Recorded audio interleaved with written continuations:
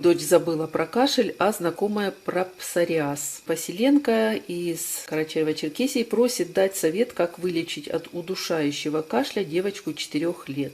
Я знаю очень хороший рецепт, думаю, он поможет многим читателям. Этот рецепт действительно великолепен, и он действительно помог очень-очень многим. Прошло уже почти 20 лет этой бумажки, и это ксерокопия. Видите, тогда на работе мы действительно многим отксерили этот рецепт, и он пользовался очень большим успехом. Этот рецепт помогал практически всем, причем даже от застарелого, лающего и удушающего какого угодно кашля. И я буду рада, если он кому-то тоже поможет. Я вскипятила молоко и наливаю в стакан.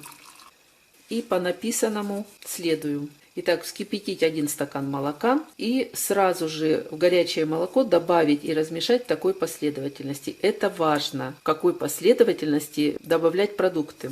Так написано. 1 столовую ложку сливочного масла, 1 столовую ложку меда,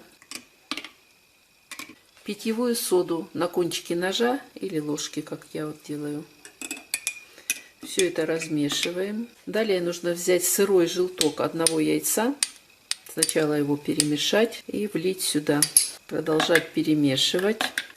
И последний ингредиент – это йод 5%. Его нужно взять 2-3 капли.